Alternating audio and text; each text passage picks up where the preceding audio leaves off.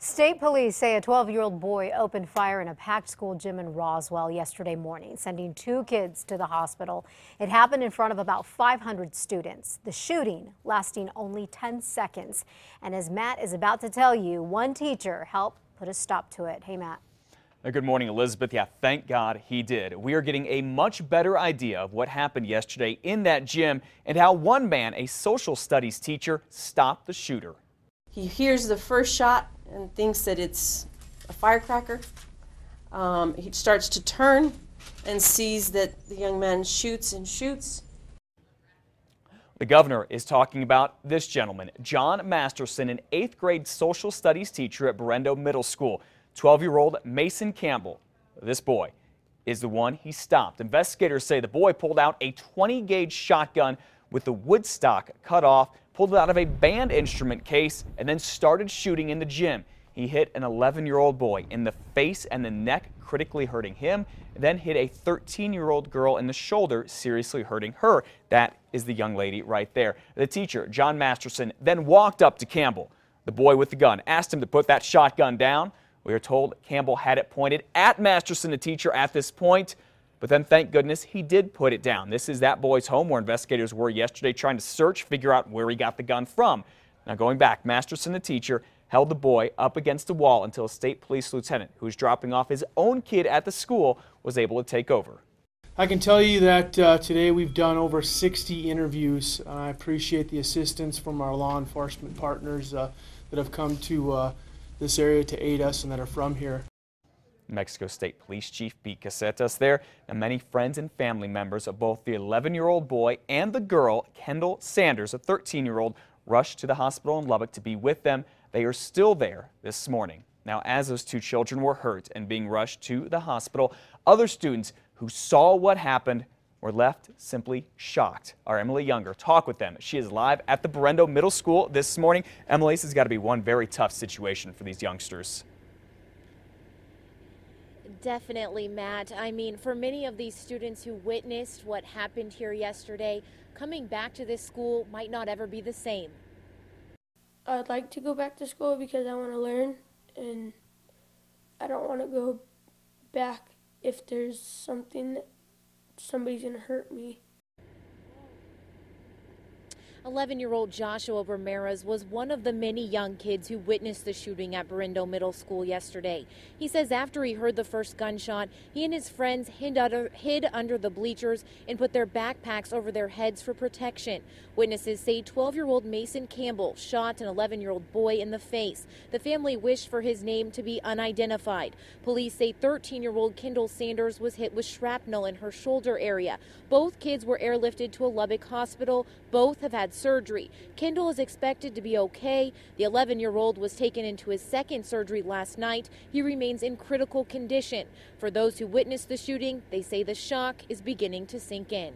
I'm gonna be pretty on edge. Like, kind of every little thing is gonna set me off until I feel safe around at school again. Now, Brendo Middle School is closed today. According to the superintendent, classes will resume tomorrow. Matt, back to you. All right, thank you for the update, Emily. We'll see you again in about a half hour. Now, both the kids who were shot have been described as good and friendly. We'll hear from their friends and hear more about them coming up in a half hour as well. Elizabeth? Now, the accused shooter is identified as 7th grader Mason Campbell. This is 12-year-old Mason. It's believed that he brought the 20-gauge shotgun on campus hidden in a musical instrument case. State police have been searching that music case, his locker, and his home, which we were there for yesterday. However, they are not saying yet what those searches have turned up. We've got the individual that we believe is responsible for this incident in state police custody.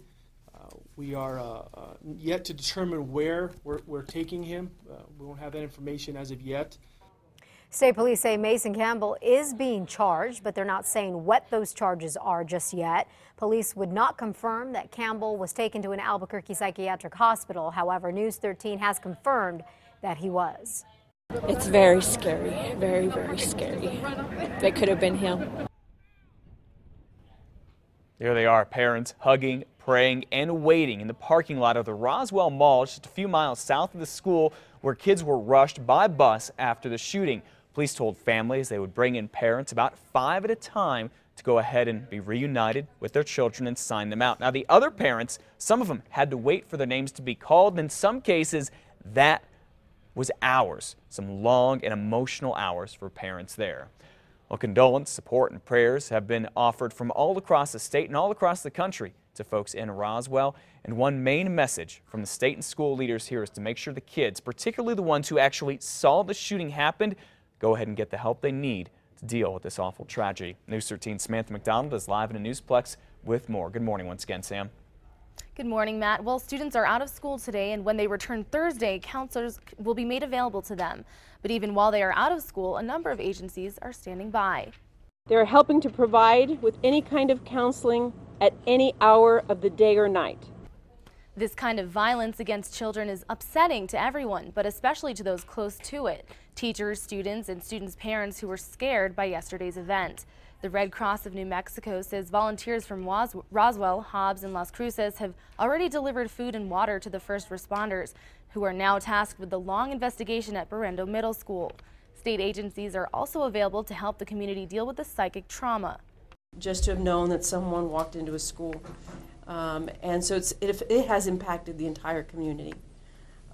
There are grief counselors that are available, and the school district is also providing information directly to parents through their communications systems that they have already set up.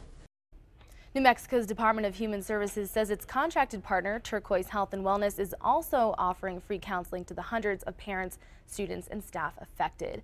They can be reached at 575-623-1480 and are located at 110 East Mescalero. The statewide crisis line is also available throughout the night, 24 hours at 1-855-662-7474.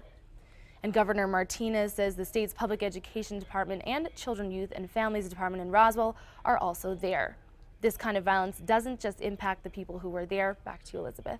All right, Sam, thank you for that. As you did mention, you know, this type of violence impacts us all. In fact, a UNM child psychologist says children elsewhere who have seen the coverage on TV or just heard about the shootings can be affected too. Young children especially can't sort of differentiate between, you know, I'm here and that event was there in a different place. The first key is to reassure them that they're safe. You know, physical safety is really important. Dr. Carroll also says it's important to watch children who may have been exposed to all this for signs like difficulty sleeping and nightmares. Stay with KRQE as we continue to follow the developments of the Roswell school shooting this morning. We will also have continuing coverage later today at noon in our later newscast. You can also get the very latest online at krqe.com.